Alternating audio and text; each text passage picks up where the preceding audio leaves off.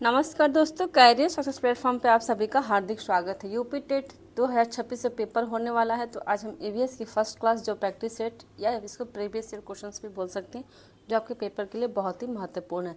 तो ये previous year question है, टॉप 30 क्वेश्चन जो ईवीएस का 30 नंबर का जो क्वेश्चन आते हैं वो आपके प्रीवियस ईयर पेपर से संबंधित है। तो देखते हैं आज के सेट का फर्स्ट क्वेश्चन क्या। ये सेट नंबर हमारा हो जाएगा फर्स्ट। कौन सेट हो जाएगा? फर्स्ट सेट नंबर हमारा ये फर्स्ट है। देखते हैं फर्स्ट क्वेश्चन क्या है इस सेट का। क्वेश्चन कि दक्षिण पूर्वी यूरोप के शीतोष्ण कटिबंध घास के मैदान को कहा जाता है। ऑप्शन दिया, ए है टेगा, बी है मिडोस, सी है टुंड्रा, डी है स्टॉपिस।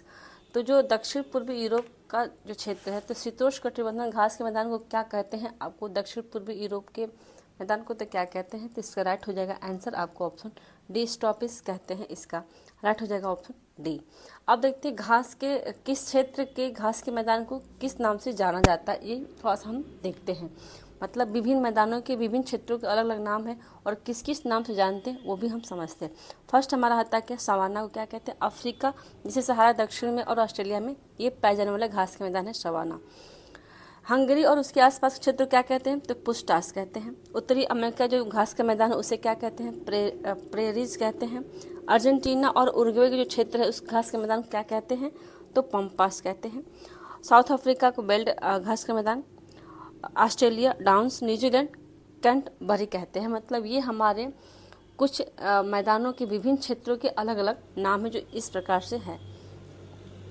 देखते हैं नेक्स्ट क्वेश्चन क्या इसके बाद से। नेक्स्ट क्वेश्चन है कि उत्तर प्रदेश का राष्ट्रीय पक्षी है। तो आप यूपी टेट के पेपर को देने से पहले आप यूपी के जीके जितने भी हैं, आपके राष्ट्रीय प्रतीक, राष्ट्रीय पक्षी, राष्ट्रीय चिन्ह, जितने भी वृक्ष जीके का लगभग आप टॉपिक कंप्लीट कर लीजिएगा। तो ईवीएस, क्योंकि ईवीएस में जो यूपी टेट का जो ईवीएस सब्जेक्ट 30 नंबर का, उसमें कम से कम आपका 10 नंबर जीके का होता है। 10 से 15 नंबर का क्वेश्चन सिर्फ जीके का होता है, यूपी के जीके का। तो आप उसे ज़रूर कंप्लीट कीजिएगा। उसके बाद से फिर आप प्रैक्टिस सेट लगाइएगा तो पेपर इजी होता है सॉल्व करने में। क्वेश्चन है कि उत्तर प्रदेश के राष्ट्रीय पक्षी है। ऑप्शन दिया, ए है मोर, बी है सारस क्रेन, सी है गौरैया, डी है तोता। तो उत्तर प्रदेश का राष्ट्रीय पक्षी किसे माना गया है? तो सारस क्रेन को माना गया। ऑप्शन बी इसका राइट हो जाएगा आंसर।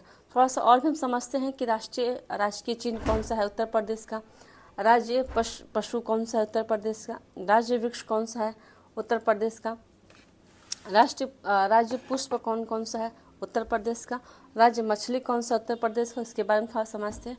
और राज्य पक्षी हमने अभी पढ़ा, राज्य पक्षी कौन है? तो राष्ट्रीय पक्षी हमारा सारस और क्रेन है। तो देखते राष्ट्रीय चिन्ह क्या है।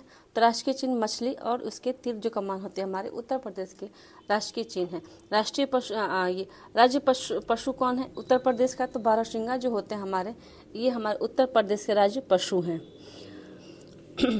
राज्य वृक्ष कौन सा है? तो वृक्ष पूछा तो अशोक बताएंगे उत्तर प्रदेश का। बस ध्यान देना है कि उत्तर प्रदेश के बारे में पूछा है कि भारत के। उत्तर प्रदेश के पूछेगा तो हम बताएंगे राज्य वृक्ष कौन सा उत्तर प्रदेश का? तो अशोक है। राज्य पुष्प कौन सा? पलाश, जिसको टेसु भी कहते हैं, वो है। राज्य मछली कौन सी? तो मोह या चीतल जो मछली हमारे उत्तर प्रदेश के राष्ट्रीय प्रतीक या राष्ट्रीय राज्य मछली है उत्तर प्रदेश का। तो ये थे कुछ महत्वपूर्ण, क्योंकि अगर इस पर पेपर में पूछा कि राष्ट्रीय पक्षी कौन है उत्तर प्रदेश का, तो हो सकता है ये पूछ दे कि राष्ट्रीय पुष्प कौन है उत्तर प्रदेश का, तो हम बताएंगे कि आपका पलाश, क्योंकि पेपर में आया हुआ क्वेश्चन से बहुत ही महत्वपूर्ण है कि उत्तर प्रदेश का राष्ट्रीय पुष्प क्या है? तो पलाश है। राष्ट्रीय पशु क्या है? बारहसिंगा। ये बहुत ही महत्वपूर्ण पॉइंट है, तो इसे आप जरूर नोट कीजिएगा पेन कॉपी उठा के और इसे रिवाइज जरूर करते रहिएगा। देखते हैं नेक्स्ट क्वेश्चन इसके बाद से।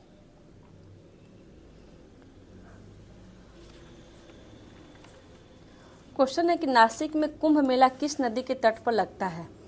जो नासिक है आपका जगह, उसमें जो आपका होता है कुंभ मेला किस नदी पे लगता है? देखते हैं। ऑप्शन दिया, ए शिप्रा, बी है गोदावरी, सी है नर्मदा, डी है ताप्ती। तो जो नासिक कुंभ मेला किस नदी के तट पर लगती है? तो गोदावरी नदी के तट पे लगती है। ऑप्शन बी इसका राइट हो जाएगा आंसर। और हम ये भी सब समझते हैं कि भारत में कुल कितने कुंभ लगते हैं? तो भारत में टोटल कुंभ लगते हैं हमारे 4। कौन कौन से लगते हैं आपके, तो नासिक में लगते हैं, प्रयागराज में लगते हैं, उज्जैन में लगता है, हरिद्वार में लगते हैं। और किस किस नदी तट पर लगते हैं वो भी थोड़ा सा हम समझते हैं कि अगर इस बार पूछा नासिक तो हो सकता है इस बार पूछे कि उज्जैन कुंभ मेला किस नदी के तट पर लगता है, तो हम बताएंगे शिप्रा नदी पर लगता है। हरिद्वार कुंभ मेला किस नदी पर लगता है, तो गंगा नदी पर। प्रयागराज किस नदी पर लगता है, तो गंगा जमुना सरस्वती जो संगम है हमारे वहाँ पर लगता है। नासिक का पूछ ही लिया है। तो ये था हमारे कुछ महत्वपूर्ण पॉइंट जो आपके लिए बहुत ही महत्वपूर्ण है, क्योंकि हर बार क्वेश्चंस एक ही टॉपिक तो होते हैं लेकिन उसको रिपीट पूछते हैं अदल बदल के, कभी आंसर का ऑप्शन बना देंगे, कभी क्वेश्चन का ऑप्शन बना देंगे। तो इसलिए आप इसको बिल्कुल जैसे हो सके उससे कंप्लीट करते जाइए जीके का, क्योंकि ईवीएस में जीके कम से कम 10 से 15 नंबर क्वेश्चन सिर्फ जीके का आता है ईवीएस में। देखते हैं नेक्स्ट क्वेश्चन क्या है इसके बाद से।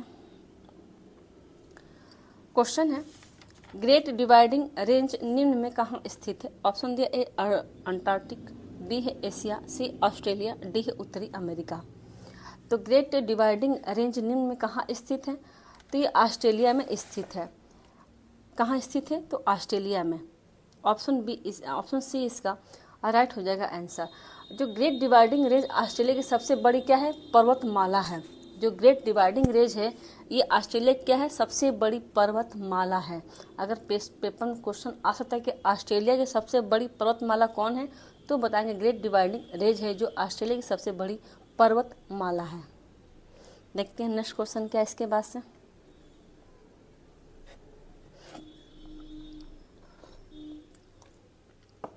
क्वेश्चन है कि दक्षिण अमेरिका की सबसे ऊंची चोटी निम्न में से कौन सी है। दक्षिण अमेरिका की सबसे ऊंची चोटी निम्न में से कौन सी है। ऑप्शन दिया ए है माउंट कोटोपैक्सी, बी है माउंट अंकोगागुआ, सी है माउंट रेटना, डी है माउंट किलिमंजारो। तो दक्षिण अमेरिका की बात हुई है तो जो अर्जेंटीना की एंडीज पर्वतमाला में स्थित कौन सा है आपका, माउंट अंकोगागुआ आपका स्थित है। दक्षिण अमेरिका की सबसे ऊंची चोटी है जिसकी ऊंचाई कितनी है, तो 6960 है। तो इसका राइट हो जाएगा आंसर आपका ऑप्शन बी इसका राइट हो जाएगा आंसर।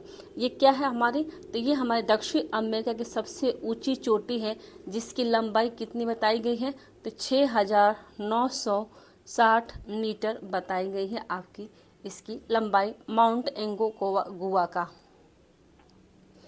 देखते हैं नेक्स्ट क्वेश्चन क्या है इसके बाद से।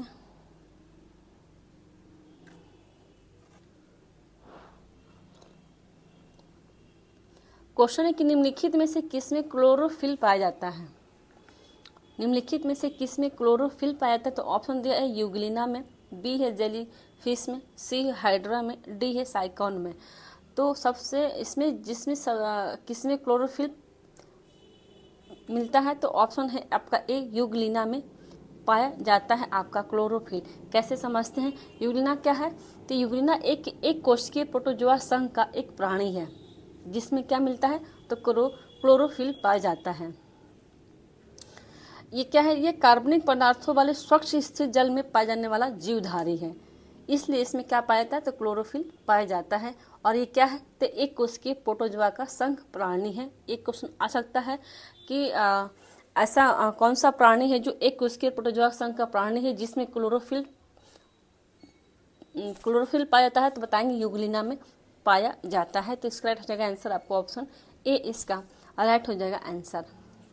नेक्स्ट क्वेश्चन देखते हैं इसके बाद से।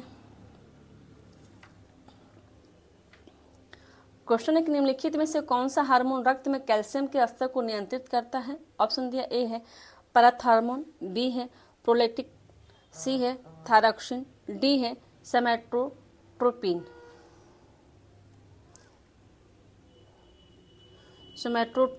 तो इसका राइट हो जाएगा आंसर आपका ऑप्शन हो जाएगा ए पैराथार्मोन, इसका राइट हो जाएगा आंसर आपको ऑप्शन ए। पैराथार्मोन का काम क्या है, तो पैराथार्मोन हार्मोन रक्त में कैल्शियम के स्तर को नियंत्रित करता है। ये क्या करता है हमारे, तो जो हार्मोन रक्त में जो कैल्शियम होता है उसका स्तर को नियंत्रित करने कार्य करता है पैराथार्मोन हमारे हार्मोन रक्त में। इसका राइट हो जाएगा आंसर आपको ऑप्शन ए इसका राइट हो जाएगा आंसर। देखते हैं नेक्स्ट क्वेश्चन इसके बाद से।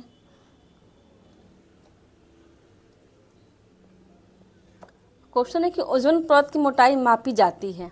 ऑप्शन दिया ए है किलोमीटर में, बी है फैदम में, सी है ऑप्शन इकाई में, डी है प्रकाश वर्ष के कार में, प्रकाश वर्ष में।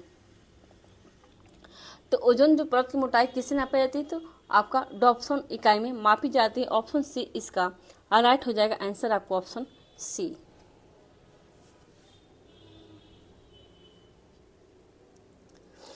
किलोमीटर से क्या मापते हैं, तो किलोमीटर से हम दूरी मापा जाता है। क्या मापा जाता है, तो दूरी मापा जाता है किलोमीटर से। फायदम में क्या क्या मापते हैं, तो फायदम से हम सागरीय गहराई को मापते हैं। सागरीय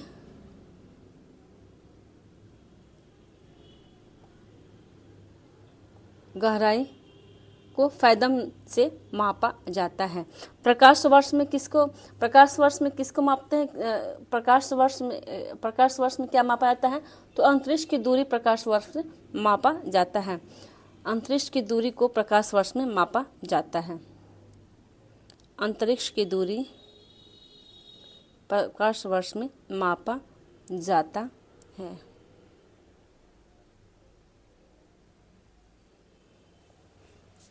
तो ये हमारा कुछ एक्स्ट्रा, क्योंकि इस बार पूछा ओजोन परत के बारे में, तो हो सकता है पूछ दे कि प्रकाश वर्ष में क्या मापा जाता है, बताएंगे अंतरिक्ष की दूरी को प्रकाश वर्ष में मापा जाता है। फायदा में सागर गहराई को मापा जाता है और किलोमीटर में दूरी को मापा जाता है। देखते हैं नेक्स्ट क्वेश्चन क्या है इसके बाद से।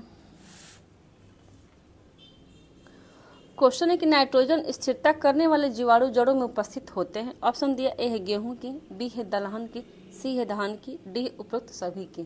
तो नाइट्रोजन स्थिरता करने वाले जीवाणु जड़ों में उपस्थित होते हैं, उसे क्या कहते हैं, वो उपस्थित कौन से होते हैं, दलहन की होती है। ऑप्शन बी इसका राइट हो जाएगा आंसर दलहन की। देखते हैं नेक्स्ट क्वेश्चन इसके बाद से।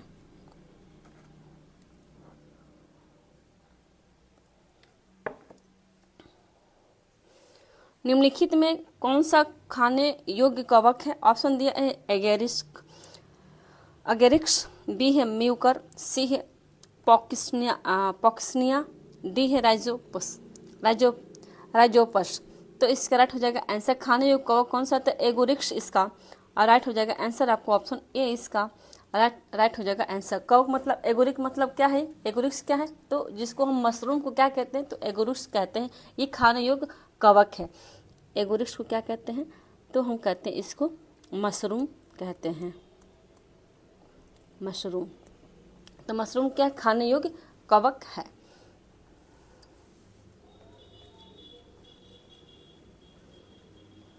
नेक्स्ट क्वेश्चन देखते हैं इसके बाद से। क्वेश्चन है कि मैंग्रोव पौधे पाए जाते हैं। ऑप्शन दिया ए हिमालय, बी है रेगिस्तान, सी है सुंदरवन, डी है वर्षा वन में। तो मैंग्रोव पौधे कहाँ पाए जाते हैं, तो सुंदरवन में पाए जाते हैं। ऑप्शन सी इसका राइट हो जाएगा आंसर। नेक्स्ट क्वेश्चन देखते हैं इसके बाद से।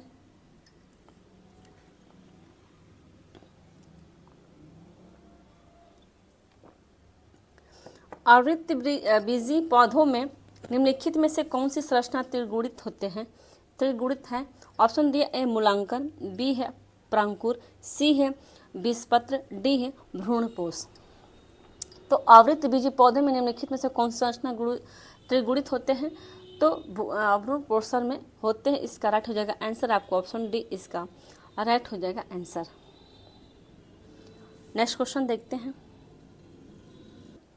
निम्नलिखित में से किस कुल में भीतिलंग बीजांडाश्री पाया जाता है, तो ऑप्शन दिया ए है कि ब्रेसिकेसी, बी है मालवेसी, सी है एस्टोटीरियो, डी है सोलेनेसी में। तो इसका राइट हो जाएगा आंसर कौन सा, तो ब्रेसिकेसी में पाया जाता है। ऑप्शन ए इसका राइट हो जाएगा आंसर आपको ऑप्शन ए। नेक्स्ट क्वेश्चन देखते हैं इसके बाद से।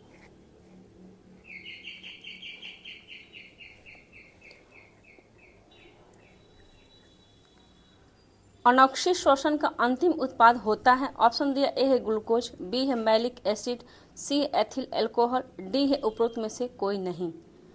तो इसका राइट हो जाएगा आंसर कौन सा, तो एथिल एल्कोहल इसका राइट हो जाएगा आंसर आपको ऑप्शन सी इसका राइट हो जाएगा आंसर।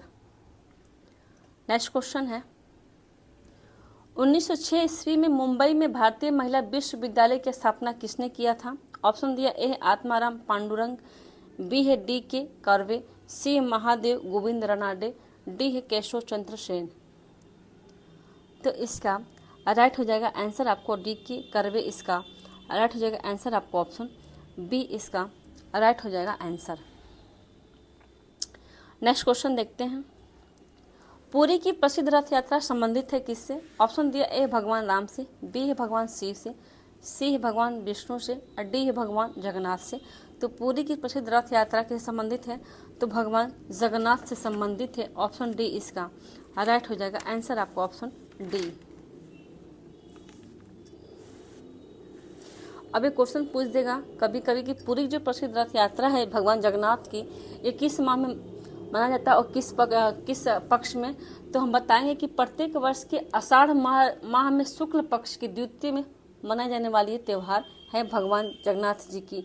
जो जगन्नाथ जी की जो रथ यात्रा निकलती है उसमें कौन कौन होते हैं? तो भगवान जगन्नाथ की उनकी बहन देवी सुभद्रा और बड़े भाई बलभद्र को समर्पित है ये रथ यात्रा त्यौहार।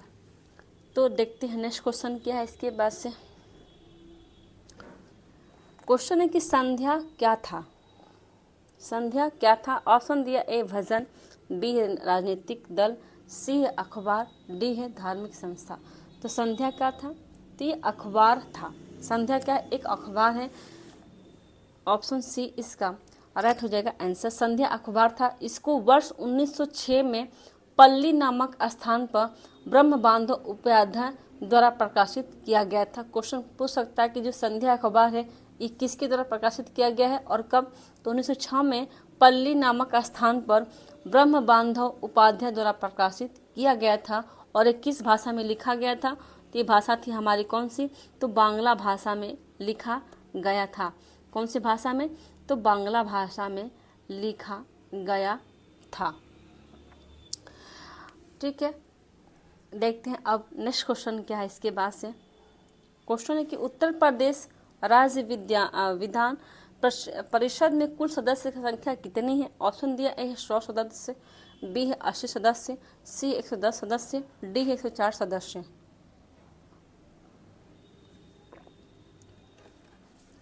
तो इसका राइट हो जाएगा आंसर आपको ऑप्शन ए 100 सदस्य की संख्या होती है। ऑप्शन ए इसका राइट हो जाएगा आंसर। नेक्स्ट क्वेश्चन है भारतीय ध्वज संहिता कब से प्रभावित हुई है? ऑप्शन दिया ए है कि 26 जनवरी 2001 से, बी है 15 अगस्त 2001 से, सी है 26 जनवरी 2002 से, डी है 15 अगस्त 2002 से। तो कब से प्रभावी हुई है? तो 26 जनवरी 2002 से प्रभावी हुई है। ऑप्शन बी, ऑप्शन सी इसका राइट हो जाएगा आंसर आपको ऑप्शन सी 26 जनवरी 2002 से प्रभावी हुई है। देखते हैं नेक्स्ट क्वेश्चन क्या है इसके बाद से। क्वेश्चन है कि जनगण मन की हिंदी संस्करण को संविधान सभा ने भारतीय राष्ट्रीय गान के रूप में कब अपनाया था? ऑप्शन दिया है 24 जनवरी 1950 में, बी है आपका 15 अगस्त 1947 में, सी है 26 जनवरी 1950 में और डी है 26 नवंबर 1949 में। तो इसका राइट हो जाएगा आंसर आपको ऑप्शन ए 24 जनवरी 1950 में आपको ये राष्ट्रीय गान अपनाया गया था। देखते हैं नेक्स्ट क्वेश्चन इसके बाद से। क्वेश्चन है कि 17वीं लोकसभा अध्यक्ष का नाम है।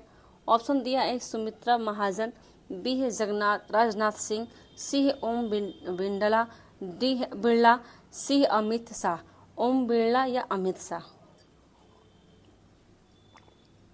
तो इसका राइट हो जाएगा आंसर आपको ऑप्शन सी ओम बिरला इसका राइट हो जाएगा आंसर आपका। 17वीं लोकसभा के लोकसभा अध्यक्ष का नाम है हमारा ओम बिरला है। नेक्स्ट क्वेश्चन देखते हैं। क्वेश्चन है कि भारत में अंतर्राज्यीय परिषद का अध्यक्ष कौन होता है? ऑप्शन दिया ए है राष्ट्रपति, बी है प्रधानमंत्री, सी है उपराष्ट्रपति, डी है केंद्रीय गृह मंत्री। तो इसका राइट हो जाएगा आंसर आपको ऑप्शन कौन सा? बी प्रधानमंत्री होता है आपका राइट हो जाएगा आंसर।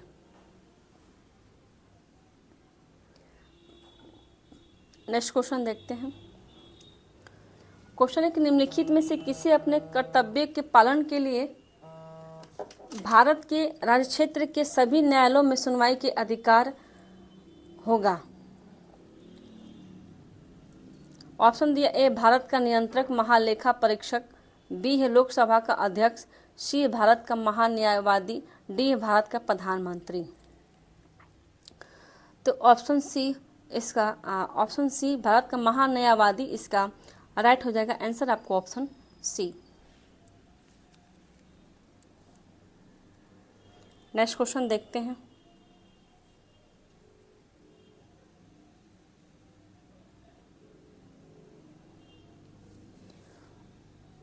उत्तर प्रदेश के राज्य के किस जनपद में गंगा नदी प्रवेश करती है?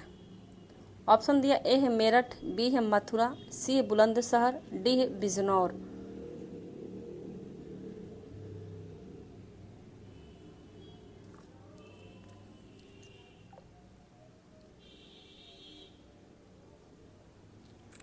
तो इसका उत्तर प्रदेश राज्य किस जनपद में गंगा नदी प्रवेश करती है? तो बिजनौर में प्रवेश करती है। कैसे, ये भी थोड़ा सा हम समझते हैं। तो उत्तर प्रदेश में गंगा नदी बिजनौर जनपद में प्रवेश करती है।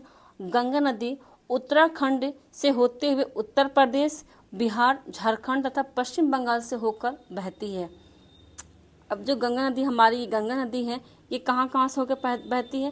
तो ये उत्तराखंड, ये भारत का जो नक्शा है, ये उत्तराखंड से होते हुए उत्तर प्रदेश, उत्तर प्रदेश से होते हुए बिहार, फिर झारखंड, फिर आके पश्चिम बंगाल में आकर होकर राज्यों से होकर बहती है। ठीक, कितने राज्यों से हो गए? तो आपके राज्य हो गए आपके टोटल 5। गंगा नदी उत्तर प्रदेश के 8 जिलों से होकर गुजरती है।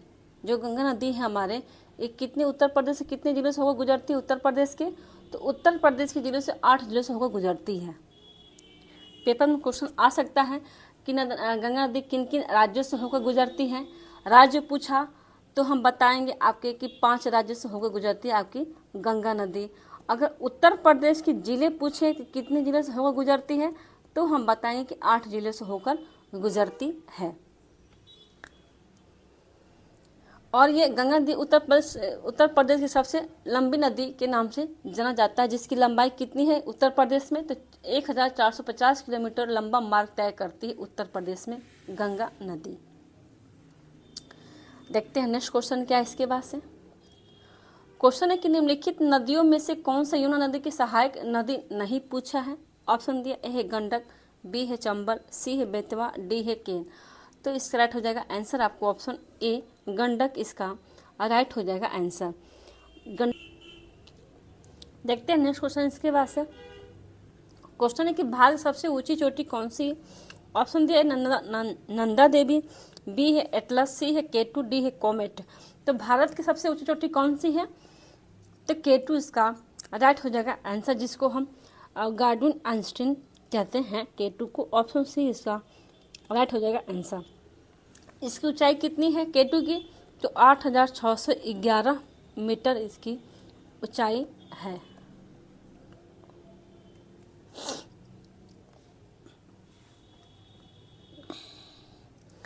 देखते हैं नेक्स्ट क्वेश्चन इसके बाद से। क्वेश्चन है कि वह पठार जो ऑस्ट्रेलिया में स्थित है। ऑप्शन दिया है कोलोरेडो, बी है कंटगा, सी है किम्बरले, डी है पेटागोनिया। तो वह पठार जो ऑस्ट्रेलिया में स्थित उसे क्या कहते हैं? तो किम्बरले कहते हैं आपको। ऑप्शन सी इसका अलर्ट हो जाएगा आंसर कि किम्बरले पठार उत्तर पश्चिमी ऑस्ट्रेलिया में स्थित है। कहाँ स्थित है? तो उत्तर के पश्चिमी ऑस्ट्रेलिया में स्थित है आपका किम्बरले पठार। देखते हैं नेक्स्ट क्वेश्चन। क्वेश्चन है कि उत्तर प्रदेश का वह जिला जो बुंदेलखंड पठार का भाग नहीं पूछा है। ऑप्शन दिया, ए हमीरपुर, बी है ललितपुर, सी है मिर्जापुर, डी है झांसी। तो उत्तर प्रदेश का वह जिला जो बुंदेलखंड पठार का भाग नहीं है, तो वो है हमारा मिर्जापुर। इसका राइट हो जाएगा आंसर आपका ऑप्शन सी इसका राइट हो जाएगा आंसर। ये जो आपका मिर्जापुर है, ये किसका भाग है? तो ये विंध्याचल पठार के क्षेत्र में आता है आपका कौन सा? मिर्जापुर जिला। देखते हैं नेक्स्ट क्वेश्चन। क्वेश्चन है कि निम्नलिखित राज्य में से किसमें दुधवा राष्ट्रीय उद्यान स्थित है? ऑप्शन दिया, ए उड़ीसा, बी है मध्य प्रदेश, सी उत्तर प्रदेश, डी है उत्तराखंड। तो जो दुधवा राष्ट्रीय उद्यान कहाँ स्थित है? तो उत्तर प्रदेश।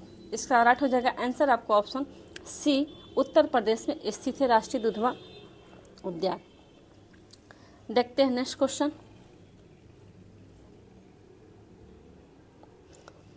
मैटूर बांध का निर्माण किस नदी पर हुआ है? ऑप्शन दिया, ए है गंगा, बी है महानदी, सी है कावेरी, डी है सतलज। तो मैटूर बांध का निर्माण किस नदी पर हुआ है? तो कावेरी नदी पर हुआ है। इसका राइट हो जाएगा आंसर आपका ऑप्शन सी, इसका राइट हो जाएगा आंसर। तो मैटूर बांध का निर्माण कावेरी नदी पर वर्ष किस में हुआ है? तो वर्ष पूछेगा तो हम बताएंगे 1934 में आपका ये निर्माण हुआ था, आपका कावेरी नदी का मैटूर बांध पर। और ये कहाँ स्थित है कावेरी नदी? तो हम बताएंगे कि यह आपका स्थित है तमिलनाडु में। कहाँ स्थित है? तो तमिलनाडु में स्थित है।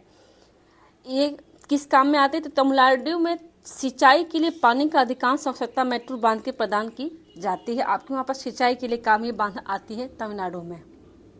तो ये थे आपके EVS previous question, top 30 question जो पेपर में आए हुए क्वेश्चन से और दोबारा आने की पूरी संभावना है। तो आज की वीडियो ये समाप्त होती है। वीडियो को like and subscribe and share ज़रूर करें। Thank you.